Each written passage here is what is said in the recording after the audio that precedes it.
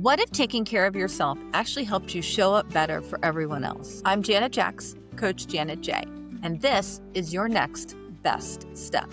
This podcast is about real doable shifts that help you breathe easier and move forward one step at a time. If you've been carrying the weight of too much for too long and waiting for things to calm down before you start caring for yourself, this is your sign. The time is now. Let's begin where you are. You were made for more than just surviving. If someone asks you, "How are you?" and your automatic answer is tired, even when you've slept the night before, this episode is for you.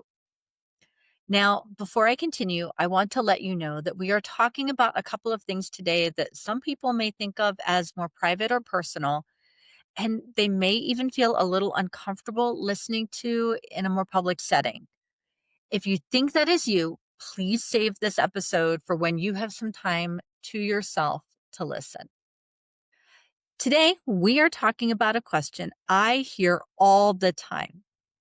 Why am I so tired? Not the "I didn't sleep well last night" tired. The bone deep, can't shake it, feels like you're moving through mud, exhausted. That's been hanging around for weeks or even months. And here's what I want you to know right up front. You are not being dramatic. You are not just getting older. Persistent fatigue is real. It is incredibly common and it deserves your attention. Let me share something that might surprise you. When researchers look at why people visit primary care, fatigue shows up again and again as one of the most common complaints. An evidence-based clinical review notes that fatigue is a main or secondary reason for about 10 to 20% of primary care consultations. When you do count only visits where fatigue is the main reason, estimates are often in the single digits. And on the population level, a large 2023 systematic review and meta-analysis in Frontiers in Public Health estimated that about 1 in 5 adults worldwide experiences what researchers call general fatigue, meaning fatigue lasting less than 6 months or fatigue of unspecified duration. It is also reported more often by women than men in that analysis. And when you zoom in on women in the menopause transition, fatigue becomes an even bigger conversation.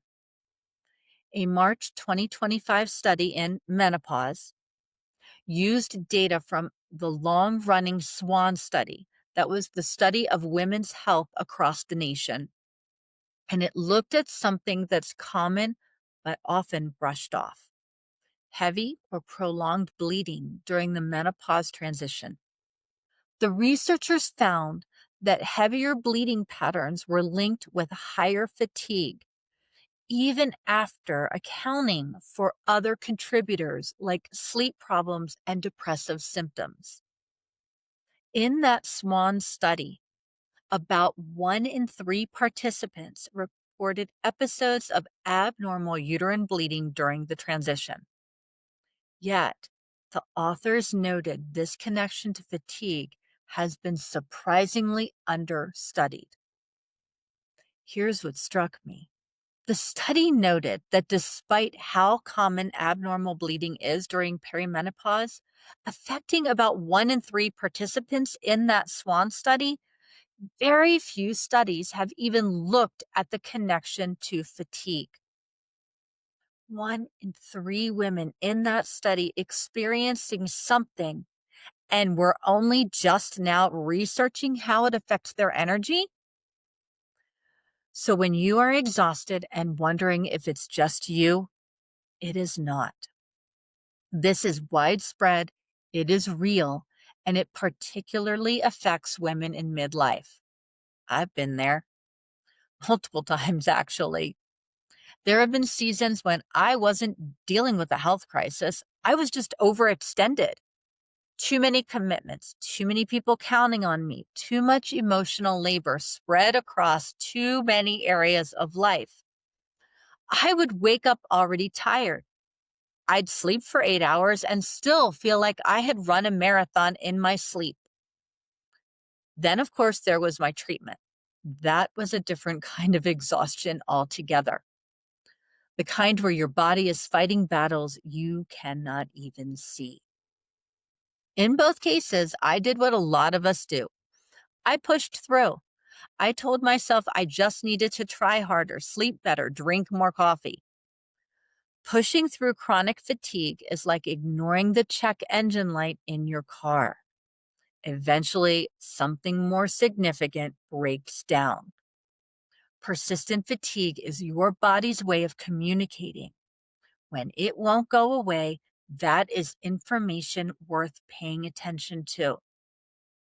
This is why I want you to pay attention when your body is telling you something's off. So let's talk about what might be going on when you are persistently tired. A 2024 study in the British Journal of General Practice looked at patients presenting with fatigue in primary care settings and found that fatigue presentations are linked with a wide range of possible underlying diagnoses. Research on fatigue consistently shows it has biological, psychological, and social causes, and that these interactions matter. In other words, it's rarely one thing.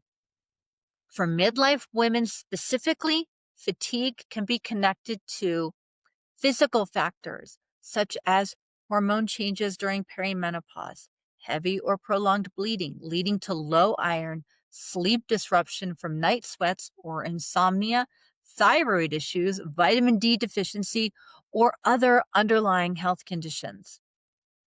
Life load factors, the sheer volume of responsibilities you are carrying, work, family, aging parents, adult children, household management.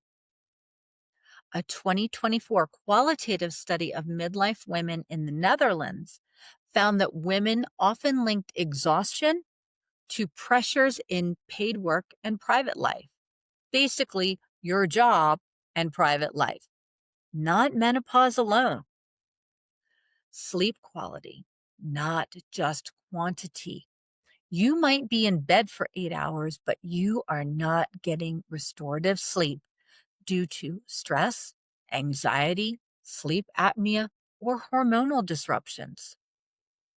Some mental and emotional factors: chronic stress, anxiety, depression, or simply the cognitive load of managing a complex life. And here's the thing: these factors don't operate in isolation. They compound each other. Let's take our previous example. Heavy bleeding depletes your iron. Low iron makes you tired. Being tired makes it harder to manage stress. Stress disrupts your sleep. Poor sleep affects your hormones, and around it goes. Let me read you Psalm 73, verse 26. My flesh and my heart may fail, but God is the strength of my heart and my portion forever. Can we just sit with that for a second? My flesh and my heart may fail. This is not hypothetical. This is acknowledging reality. Your body gets tired. Your heart gets weary. Sometimes they fail you. The psalmist doesn't pretend otherwise. He doesn't say, pull yourself together or just have more faith. He says, when my flesh fails me, when my heart gives out, God remains my strength. Not the strength I conjure up, not the energy I manufacture and pretend. God Himself becomes the strength of my heart. And notice that last part, my portion forever. In ancient times, your portion was your inheritance, your share, what belonged to you. The psalmist is saying, God isn't just helping me through this. He is what I have. He is my portion. When you are bone tired and can't keep going on your own steam, you are human. And God meets you there, right in the exhaustion, right in the weakness. He becomes your strength in that exact moment. That is permission to be honest about where you are. Your body might feel like it is failing you. That doesn't mean God has. So here is your next best step. It is simple but powerful. I want you to keep a 7-day energy journal, not a food diary, not a sleep tracker, just a simple log of your energy levels. Here's how. Each day, rate your energy 3 times, morning, afternoon, and evening, just on a scale of 1 to 10. Make a quick note of anything significant. For example, did you sleep well? Was today particularly stressful? Did you skip meals or eat on the run? Were you dealing with heavy bleeding or other physical symptoms? Did you have a particularly demanding day emotionally? That's it. No fancy tracking, no apps required. Just awareness. At the end of 7 days, look for patterns. Are certain times of the day consistently worse? Do certain activities or situations drain you more? Is there a connection between your menstrual cycle and your energy levels? Does rest actually help, or do you wake up still exhausted? This journal serves 2 purposes. First, it helps you understand what is going on in your body. You might discover patterns you hadn't noticed. Second, and this is important, if your fatigue has lasted more than a few weeks, is getting worse, or is significantly interfering with your daily life, this journal gives you something concrete to bring to your doctor. You can say, I have been tracking my energy for a week. Here is what I have noticed. I'm concerned because this has been going on for X amount of time, and it is affecting my ability to, and give specific examples. That is so much more effective than just saying, I'm tired all the time. Your doctor needs information to help you. This gives them that. Now, let me be very clear about something. I am a coach. I am not a doctor. I cannot diagnose what is causing your fatigue, and I would not try. What I can do is help you pay attention to what your body is telling you and encourage you to get appropriate help. If your fatigue is new, persistent, worsening, or accompanied by other symptoms such as unexplained weight changes, severe depression, significant changes in your menstrual cycle, or anything else that concerns you, please talk to your healthcare provider. Do not minimize it. Do not wait for it to get worse. Do not assume it is just stress or just menopause or just getting older. Persistent fatigue deserves investigation. And if you feel like your doctor is not taking you seriously, advocate for yourself. Bring your energy journal. Be specific. And if needed, get a second opinion. You know your body better than anyone else. Your challenge this week is simple. Start your 7-day energy journal today. Just energy levels and quick notes. That is it. Here is something exciting. If you want to go deeper into the science behind midlife fatigue, including specific factors that might be contributing to your exhaustion, watch for the Science Spotlight number 6, hitting inboxes on Thursday. I am diving into the research on hormonal factors, nutritional deficiencies, sleep architecture changes, and more. It's a deeper dive than we can do in a 10-minute podcast, and it is packed with specific, actionable information. You can get on that email list by grabbing the 5-minute daily reset at yournextbeststep.com. Remember Psalm 73. My flesh and my heart may fail, but God is the strength of my heart and my portion forever. When your body is asking for help, listen to it. Start by tracking what is happening. And if that persistent whisper is saying something's not right or it won't go away, that is worth paying attention to. Take your next best step. All right, you've got your next step. Small, doable, and real. If this inspired you, make sure to grab your free 5-minute daily reset at yournextbeststep.com. It's my gift to help you pause the chaos and reconnect with what matters most. Be sure to subscribe.